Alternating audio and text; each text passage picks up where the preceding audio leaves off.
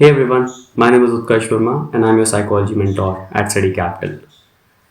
आज का वीडियो थोड़ा सा इमोशनल हो सकता है and I try to keep it emotional and at the same time motivational. Generally मैं ऐसे मोटिवेशनल वीडियोस बनाता नहीं हूँ एंड प्लीज़ डोंट अज्यूम कि मैं साइकोलॉजी का स्टूडेंट हूँ इसलिए मुझे मोटिवेशन, इमोशंस, इमोशनल इंटेलिजेंस बहुत आता है इसलिए मैं एक अच्छा मोटिवेशनल स्पीकर बन सकता हूँ. नहीं, आजकल वैसे भी बहुत कंट्रोवर्सी चल रही है इस सब के ऊपर. I am just here to clear some doubts and some feelings जो आप लोग को प्रॉबली अभी फील हो रही होंगी, क्योंकि आज से ठीक 2 साल पहले मैं भी कहीं ना कहीं इसी फेज में था. तो आज हम कुछ चीज़ों के बारे में बात करेंगे एंड आपके कुछ बहुत ज़्यादा इंपॉर्टेंट क्वेश्चंस कि क्या हमें कोचिंग लेनी चाहिए, इसका भी आंसर करेंगे. And definitely I am not gonna say कि नहीं आपको कोचिंग बिल्कुल नहीं लेनी चाहिए, या फिर मैं बोलूँगा कि नहीं कोचिंग के बिना तो हो ही नहीं सकता, कोचिंग लेनी ही चाहिए.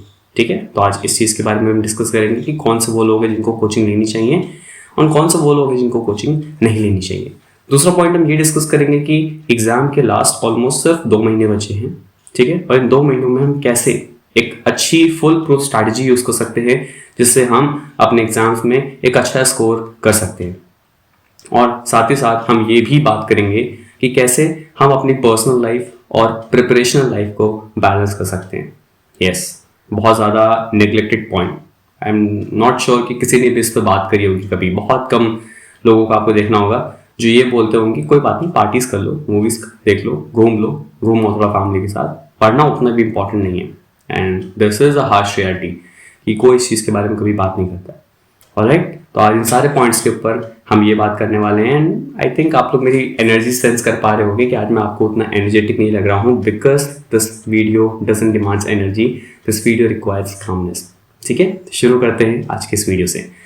First question, why do we feel stress? पहला एंड स्ट्रेट फॉरवर्ड आंसर इसका ये है कि आप लोग कंटिन्यूसली अपने आप को चेक करने पे लगे रहते हो.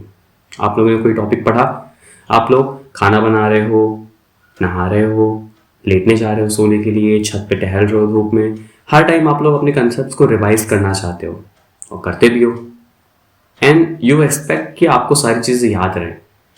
आप लोग को ये बहुत ही छोटी सी पॉइंट नहीं समझ आ रही है. एंड प्रॉब्लली जो साइकोलॉजी के स्टूडेंट्स होंगे उन्हें ये समझ आ जाएगा क्योंकि मैंने पढ़ाया है and it is very common in this subject. But जो नॉन साइकोलॉजी स्टूडेंट्स हैं या जो geography, English, history, MA, economics, ये सब के सब्जेक्ट्स हैं, जो स्टूडेंट्स हैं जिसकी प्रिपरेशन लोग कर रहे हैं, ये मेरे बच्चों को ना पता हो ये कंसेप्ट कि 2 वर्ड्स होते हैं एक्चुअली में, रिकॉल और रिकॉग्निशन. जो आपका सीयूईटी एग्जाम है या जो आपके एमसीक्यू बेस्ड एग्जाम होते हैं, इसमें रिकॉग्निशन टेक्निक आपकी यूज होती है, आपकी मेमोरी की. रिकॉल का मतलब होता है, let's say I can give you an example कि अपना 18th बर्थडे याद करो, कैसा है एक्सप्लेन करो. आपको याद करना पड़ेगा, राइट? या अगर मैं ये बोलूँ कि यार आज मैं मार्केट गया था और मैंने एक लड़की को देखा, उसके बाल ऐसे थे, उसका कलर ऐसा था, उसकी हाइट ऐसी थी और उसका बॉडी स्ट्रक्चर ऐसा था, याद करो वो तुम्हारा दोस्त है क्या? तो तुम याद कर रहे हो कि कौन कौन से ऐसे तुम्हारे दोस्त हैं जिनसे ये बॉडी फीचर्स मैच कर रहे हैं. It will be a little difficult. Suppose करते हैं दूसरा एग्जांपल लेते हैं जहां पे मैं आपको 3-4 लोग खड़े कर देता हूँ और उसमें से आपको पूछता हूँ कि यार ये स्ट्रेंजर्स है 4, इनमें से बताओ तुम्हारा दोस्त कौन है. It is very easy to identify who is your friend. My point is कि जब आप एमसीक्यू सॉल्व कर रहे होते हो तो आपके सामने क्वेश्चन होता है और उसके 4 ऑप्शंस होते हैं and you can easily recognise, आप बहुत अच्छे से पहचान सकते हो कि क्या करेक्ट आंसर है. बट जब आप बुक बंद करते हो, आपके सामने क्वेश्चन नहीं होते हैं, आपको नहीं पता चलता है कि किस तरह से चीजें हो रही हैं आपके साथ, या आपके सामने कोई भी उससे रिलेटेड टॉपिक या कंसेप्ट नहीं है, तब आप अगर कोशिश करते हो कि वो चीज याद करूं मैं, तो नहीं याद आती है. And that's why you get demotivated कि आपको लगता है कि आप कुछ पढ़ नहीं रहे हो, आप सही से प्रिपरेशन नहीं कर रहे हो. But it is not true actually. आप ये चीज करके देखना कि जो चीज आपसे आपको दोस्त कोई क्वेश्चन पूछता है कि बताओ इसका आंसर क्या होगा, आप नहीं बता पाओगे, then ask them one more question कि ऑप्शंस दे दो, और वो ऑप्शंस दे दे आपको 4. ट्रस्ट मी, आप लोग बता ले जाओगे क्या आंसर है. माय पॉइंट इज कि आपको ब्रेन क्यूज पे काम करता है, हिंट्स पे काम करता है. सो इस बेसिस पर आप बिल्कुल जज मत करो कि आपकी प्रिपरेशन अच्छी हो रही है नहीं हो रही है जस्ट बिकॉज कि आपको किसी मोमेंट पे कोई चीज रिकॉल नहीं हो पा रही है. Recall is not the key, recognition is. आपको इस एग्जाम में पहचानने की स्किल डेवलप करनी है, याद करने की स्किल डेवलप नहीं करनी है. ऑलराइट, सो इस चीजों को हम कैसे इंप्रूव कर सकते हैं ये मैं वीडियो के एंड में बात करूंगा. नेक्स्ट टॉपिक इज कि do we actually need coaching? My option is like my answer is no. मैंने कभी भी अपने पीजी एंट्रेंस के लिए कोचिंग नहीं ली। मैंने गेट एग्जाम क्वालिफाई किया, यूजीसी नेट एग्जाम क्वालिफाई किया, देन जेआरएफ क्वालिफाई किया। मैंने कभी भी कोई कोचिंग नहीं ली। बट दैट डजंट मीन कि किसी भी इंसान को कोचिंग की ज़रूरत नहीं है। नहीं, बहुत सारे लोग कोचिंग लेते हैं और उनका कोचिंग की वजह से एडमिशन हो जाते हैं। बहुत सारे लोग कोचिंग लेते हैं जस्ट बिकॉज उन्हें चेक करना रहता है कि वो सही ट्रैक पे है कि नहीं। और बहुत सारे लोग कोचिंग सिर्फ इसलिए लेते हैं कि उन्हें बस ये है कि उन्हें फोमो ना फील हो, फियर ऑफ मिसिंग आउट, कि उन्हें कुछ ऐसा ना लगे, कुछ ऐसा छूट गया जो इंपॉर्टेंट था और हम पढ़े नहीं। तो अगर आपको ये तीन चीज़ों में या इन तीन कैटेगरीज में बिलोंग नहीं करते हो, so there is definitely no need to take any coaching. Yes, आप लोग सोच रहे हो कि मैं ऐसा क्यों बोल रहा हूँ, मेरे तो बैचेस हैं, लेना चाहिए, मेरा फायदा है। नहीं, अगर आप इन तीन कैटेगरीज में बिलोंग करते हो कि आपको फोमो नहीं है, आपको लगता है कि आप सब कुछ खुद से क्रैक कर सकते हो, and I am not being sarcastic, अगर आपको जेन्युइनली लगता है कि आप सब कुछ खुद से कर सकते हो, प्रिपरेशन आपकी अच्छी चल रही है, आपके पास सारे रिसोर्सेज है, सही स्ट्रैटेजीज हैं, तो आपको कोचिंग की ऑनेस्टली जरूरत नहीं है। बट द पॉइंट इज की यहाँ पे मेंटोर्स का रोल आता है, यहाँ पे कोचिंग का रोल आता है। कोचिंग इज नॉट अबाउट कि जो आपको बुक में लिखा है वो पढ़ा दे रहे हैं, वो आपका एक 70% पार्ट होता है कि जो भी आपके बुक्स में लिखा है, जहाँ पे आपको 5-6 बुक्स पढ़नी पड़ेंगी, वहीं पे आपके मेंटोर्स आपको सारी 5-6 बुक्स का जो एसेंस है, जो क्रक्स है, वो आपको 1-1.5 महीने में पढ़ा देंगे, जिससे आपका टाइम सेव होगा, and time is the key. But the point is कि क्या आप अकेले उन सारी बुक्स को कवर कर सकते थे? इफ यस, देन क्या उतने ही टाइम में 1.5-2 महीने में आप कवर कर सकते थे? Probably the answer is no. इस वजह से आपकी कोचिंग इंपॉर्टेंट हो जाती है। अब अगेन अगर आपने बुक्स कवर कर रखी है, आपको रिवीजन करना है, देन अगेन आपको कोचिंग की जरूरत नहीं है। दूसरी चीज, ये तो 70% पार्ट हुआ कि जो कंटेंट है वो हमारे मेंटर्स पढ़ा देते हैं, अच्छे समझा सकते हैं, बट जो रेस्ट 30% है वो कभी कभी हम अकेले नहीं कर पाते हैं। This is the reality. मैंने कोचिंग इसलिए नहीं ली क्योंकि मेरे पास बहुत अच्छे सीनियर्स थे जिन्होंने मुझे मेंटर्स की तरह गाइड किया। मैं हर एक चीज़ उनसे पूछ सकता था कि सर मैं इस तरह का करने की सोच रहा हूँ, क्या करना चाहिए?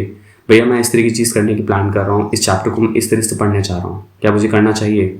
ये क्वेश्चंस मैं सोच रहा हूँ छोड़ दूँ, क्या मुझे छोड़ना चाहिए? ये सारे आंसर्स जो थे वो मुझे मेरे सीनियर्स के थ्रू मिल जाते थे। तो अगर आपके पास सीनियर्स नहीं है, देन डेफिनेटली एक मेंटोरशिप आपको ये बेनिफिट प्रोवाइड करती है। सो द पॉइंट इज कि 70% तो हर जगह से कवर हो जाएगा। कोचिंग लोगे, कोचिंग वाले पढ़ा देंगे, स्टडी मटेरियल्स दे देंगे, सब कुछ करा देंगे, और नहीं लोगे तो आप खुद से पढ़ लोगे। पर द पॉइंट इज कि कैसे हम ये डिसाइड करें कि जो चीज़ें हमने पढ़ ली हैं, अब उसको अप्लाई हम जो करने वाले हैं वो सही तरीके से कर रहे हैं कि नहीं कर रहे हैं। वो वही चीज़ आपको बता सकता है, वही इंसान आपको बता सकता है जिसने वो चीज़ ऑलरेडी कर रखी है, या जो वो लोग को रिकमेंड करते आ रहा है और जो वो लोग कर रहे हैं उनको रिजल्ट्स मिल रहे हैं। That's where coaching plays an important role. तो अगेन आप इन तीन कैटेगरीज में अगर नहीं हो तो आपको कोचिंग की आई डोंट थिंक सो जरूरत है। बट आपको लगता है कि आपको फोमो फील हो रहा है, या आपको लगता है कि आपकी स्ट्रैटेजी सही है नहीं, आपको डिस्कस करना है, आपको गाइडेंस लेना है, क्योंकि प्रॉब्लम इज कि आप मुझसे अगर पर्सनल लेवल पे कांटेक्ट करोगे तो मैं तो आपको गाइड कर दूंगा, राइट? बट मेरी भी पर्सनल लाइफ है, ठीक है, मेरी भी अपने पर्सनल एस्पिरेशंस हैं। तो अगर मेरी कोई रिस्पॉन्सिबिलिटी नहीं है आपके ऊपर, तो प्रॉब्लली मैं आपको उतना टाइम ना दे पाऊँ, and that's where the coaching plays an important part. क्यों यूट्यूब पे हर चीज़ फ्री ऑफ कॉस्ट अवेलेबल है, but then also people go for coachings, ठीक है? साइकोलॉजी में ऐसा कोई भी टॉपिक नहीं जो मैं अपने बैच में पढ़ाऊंगा जो आपको यूट्यूब पर उसका लेक्चर ना मिले। बहुत सारे मे भी मुझसे अच्छे अच्छे मेंटोर्स हों जो आपको पढ़ा रहे हो, बट द पॉइंट इज कि मैं किस तरह से अपनी क्लासेस में पढ़ाता हूँ। क्लासेस में टॉपिक पढ़ाने के साथ साथ किसी की कोई क्वेश्चन से कोई मैंने टिप बता दी, कोई ट्रिक बता दी, वो सारी चीज़ें प्रॉब्लली मैं यूट्यूब पे नहीं बताता। क्यों नहीं बताता? इसलिए नहीं कि मैं उसको बैच के लिए बचा के रखता हूँ, बल्कि इसलिए कि वो फ्लो में ही चीज़ें आती हैं, ठीक है? यूट्यूब पे मेरे सामने केवल कैमरा रहता है, तो मैं वो सारी चीज़ें नहीं बता सकता जो रैंडमली दिमाग में आती हैं, जो चीज़ एक्चुअली हेल्पफुल होती है, ठीक है? थर्ड पॉइंट इज कि क्यों आपको स्टडी कैपिटल को चुनना चाहिए। From the last 3 years, Study Capital is the best leading platform in India for post-graduation admission courses. हमारे जो एडमिशन रिजल्ट्स हैं दे आर मोर देन 75%। अब इस 75% में हमने केवल उन्हीं को कंसिडर किया है जो बच्चे हमारे सेंट्रल यूनिवर्सिटीज़ में प्लेस्ड हुए हैं। We didn't consider state universities and private universities. I'm not saying they are bad, but the problem is कि हमें सोसाइटी नॉर्म्स के साथ चलना पड़ता है। सो सोसाइटी थिंक्स कि सेंट्रल यूनिवर्सिटीज़ बहुत अच्छी होती हैं, बट मैं बहुत सारी ऐसी सेंट्रल यूनिवर्सिटीज़ को जानता हूँ जो बहुत बेकार हैं और उनसे बहुत ज़्यादा अच्छी हैं स्टेट यूनिवर्सिटीज़ और प्राइवेट यूनिवर्सिटीज़। और मैं अक्सर बोलता भी रहता हूँ, बट ऑफकोर्स मैं ओपनली नहीं बोल सकता ये सब, ठीक है?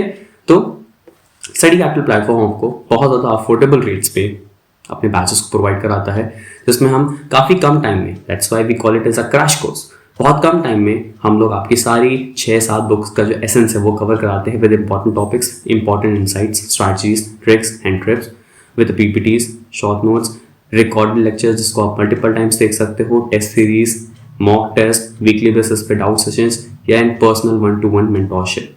ये हर एक चीज़ हमारे बैचेस में आपको प्रोवाइड होती है। प्रोबेबली अगर आपको कॉन्फिडेंस है कि आप ये सारी चीज़ें खुद से कर सकते हो, देन डेफिनेटली आपको कोचिंग की कोई भी नीड नहीं है। And again I am not being sarcastic, मुझे भी कभी कोचिंग की इसलिए ज़रूरत नहीं पड़ी। ठीक है। फोर्थ पॉइंट कि हम अपनी पर्सनल और प्रिपरेशन लाइफ को कैसे मैनेज करें। मैंने आपको एक यूट्यूब वीडियो अगर आपने देखा हो, मैंने एक आपको फॉर्मूला बताया था कि कैसे 24 आवर्स को आप डिवाइड कर सकते हो, आप उसको विजिट कर सकते हो। तो वहाँ पे आपको सिंपल से ये देखना है कि अगर आपके एग्जाम्स आ रहे हैं तो आप आपके जो एग्जाम्स हैं वो आपके ड्रॉबैक नहीं है, आपके लिए कोई प्रॉब्लम नहीं है, क्योंकि सारे ही जो आपके कंपिटिटर्स हैं वो 3rd ईयर में हैं अभी। ठीक है। और सारे ही सारे लोग कहीं ना कहीं एग्जाम्स देने वाले हैं। तो अगर कोई प्रॉब्लम या कोई सिचुएशन अगर सबके साथ है तो then it will be not considered as a problem, it will be a normal thing. तो जितनी प्रिपरेशन आप एग्जाम के प्रेशर में कर रहे हो या आपके और भी सब्जेक्ट से एग्जाम्स हैं, उतना ही प्रेशर सामने वाले बच्चे पे भी लग रहा है। तो टेक्निकली वो प्रेशर कैंसिल आउट। तो आपको ये चीज समझनी पड़ेगी कि किस तरह से आप अपने इस प्रेशर को एक नॉर्म में चेंज कर सकते हो। ठीक है। और अगेन आई एम सेइंग, अगर आपके एग्जाम चल रहे हैं, क्लासेस चल रहे हैं, आपको केवल और केवल 3 घंटा साइकोलॉजी को देना है फॉर द जनवरी। ठीक है। जनवरी मंथ के लिए आपको केवल 3 घंटा साइकोलॉजी को देना है। अगर आप मेरे बैचेस में एनरोल्ड हो रहे हो सिर्फ 2 घंटा खुद से, 1 घंटा मेरी क्लासेस हो गई, 1 घंटा जो मैंने पढ़ाया है उसको रिवाइज कर लो, और 1 घंटा जितना भी प्रीवियस क्लासेस हो चुकी है उनके जो नोट्स आपके बने हुए हैं उनसे आप फटाफट क्विक रिवीजन ले लो। 3 घंटा तो बेयर मिनिमम है। ये तो एटलीस्ट आपको करना है, कितनी भी आपकी तबीयत खराब हो, कितना भी कुछ भी प्रॉब्लम हो, कितना बिजी हो, रोज को 3 घंटे आपको करना ही करना है चीज़। अगर आपको और ज़्यादा बेटर एक कॉन्फिडेंस चाहिए कि मैं और बेटर ग्रिप डेवलप कर सकूँ सब्जेक्ट में, तो आप एटलीस्ट 4 से 5 घंटा दो। एंड 4 से 5 घंटा देना बहुत बड़ी बात नहीं है। सुबह अगर आप 7 बजे तक उठ रहे हो, 2 घंटा आप सुबह पढ़ सकते हो, देन आपने ब्रेकफास्ट किया, लंच किया, देन आप 2-3 घंटा शाम में आराम से पढ़ सकते हो। कुछ लोग खाने के बाद पढ़ते हैं, 9 बजे 10 बजे तक आप खाना खा के फ्री हो गए, आराम से 12 बजे तक खींच सकते हो आप। तो 5 घंटा इज नथिंग। और आज के टाइम पे तो आई गेस विंटर वेकेशंस भी चल रहे होंगे, स्टार्ट हो गए होंगे प्रॉब्ली। तो ये 10-15 दिन आपको जो मिल रहे हैं, इसमें अगर आपने रोज 5-5 घंटे भी पढ़ाई कर लिया तो आपकी एक आदत सेट हो जाएगी, कंसिस्टेंसी बिल्ड हो जाएगी। फिर जब आपका कॉलेज ओपन होगा तो आप 5 घंटा नहीं एटलीस्ट 4 घंटे तो पढ़ ही लोगे, क्योंकि आपकी आदत सेट हो गई है। आपके दिमाग में वो न्यूरल सर्किट्स बिल्ड कर दिए हैं आपने। मसल मेमोरी बहुत इंपॉर्टेंट रोल प्ले करती है। ठीक है। तो ये चीज़ें आप अपने हिसाब से सारी की सारी चीज़ें मैनेज कर सकते हो। तो अपनी पर्सनल और प्रिपरेशन लाइफ को बिल्कुल भी नेग्लेक्ट मत करो। प्रिपरेशन अपनी जगह है, लेकिन अपनी पर्सनल लाइफ, जो आपकी पर्सनल हेल्थ है, स्लीप साइकिल है, आपका फिटनेस है, फिजिकल हेल्थ है, मेडिटेशन है, योगा है, ये सब पे आपको इक्वली ध्यान देना है। मैं हमेशा इस चीज़ को बोलता हूँ, again I will say in this video also, कि मैंने अपनी सारी की सारी नेटफ्लिक्स और अमेजन प्राइम की जो वॉच लिस्ट है वो अपनी प्रिपरेशन के टाइम पे ही खत्म करी है। जितनी वेब सीरीज मुझे पता चली, मूवी, सब मैं देखता था। पॉइंट इज कि अगर मैं 3 घंटा वेब सीरीज को रोज के दे रहा था तो मैं एट द सेम पॉइंट 5 घंटा अपनी स्टडीज को भी दे रहा था। सो प्रॉब्लम इसके लिए नहीं है कि आप वेब सीरीज देख रहे हो, मूवीज देख रहे हो। प्रॉब्लम ये है कि आप सिर्फ वही देख रहे हो। आप 4 से 5 घंटा पढ़ाई करो, आप फ्री हो कि आप 5 घंटे मूवीज देख लो। बस इतना मत देख लेना कि आपकी आंखों पर स्ट्रेन पड़ जाए। ठीक है। तो अपनी स्लीप साइकिल मत खराब करो। ठीक है। कोशिश करो रात में ज़्यादा स्क्रीन मत यूज़ करो। स्क्रीन यूज़ करने का मतलब ये नहीं बोल रहा हूँ कि पढ़ो मत। ठीक है। अगर आप 12 बजे तक सोते हो तो कोशिश करो कि 11 बजे तक लैपटॉप से या फ़ोन से सारे काम आप कर लो जो पढ़ने वाले हैं। 1 घंटा आप बुक से पढ़ो, स्क्रीन मत देखो, क्योंकि रात में जितना ज़्यादा आप स्क्रीन देखते हो, आपकी बॉडी में एक कंपोनेंट होता है, कंपाउंड होता है मेलेटोनिन, उसका सिक्रीशन बहुत ज़्यादा चेंज हो जाता है, उसका प्रोडक्शन चेंज हो जाता है। ठीक है। तो अगर मेलेटोनिन आपका अच्छे से रिलीज नहीं हो रहा है तो आपकी स्लीप साइकिल बहुत डिस्टर्ब हो जाएगी। तो ट्राई करना ये चीज़ कभी भी, आज से ही ट्राई कर सकते हो कि अगर आप 12 बजे सो रहे हो तो 10:30-11 बजे तक स्क्रीन बंद कर दो। ठीक है। बुक से पढ़ो, नोट से पढ़ो, किसी कॉल आ जाए इट्स फाइन, स्क्रीन मत देखो। ठीक है। एंड ट्रस्ट मी, आपको विद इन 2 से 3 डेज में इसके रिजल्ट्स मिलेंगे। एंड अगेन ये कोई ऐसा टोटका टाइप नहीं है, scientifically it has been proven. बहुत सारी रिसर्चेज आप देख सकते हो। कहाँ पे देखो कि गूगल स्कॉलर, रैंडमली मत सर्च करें ना गूगल पे जाके, वो फालतू आर्टिकल से आएगा। गूगल स्कॉलर पे जाओ, वहाँ पे आप ये सारे रिसर्च पेपर्स पढ़ सकते हो जो कि बहुत ज़्यादा अच्छी यूनिवर्सिटीज़ ने, एस्टैब्लिश यूनिवर्सिटीज़ ने पब्लिश कर रखे हैं। Alright. So again ending this video on a better note कि अगर आपको कोचिंग की ज़रूरत है, definitely go for it, it is the right time. And मेरे बैचेस ऑलरेडी स्टार्ट हो गए हैं साइकोलॉजी के लिए। अगर आपको अपने प्रिपरेशन को एक बूस्ट देना है और कॉन्फिडेंस प्रोवाइड करना है with the efficient output, you can join my course. See you soon in the class.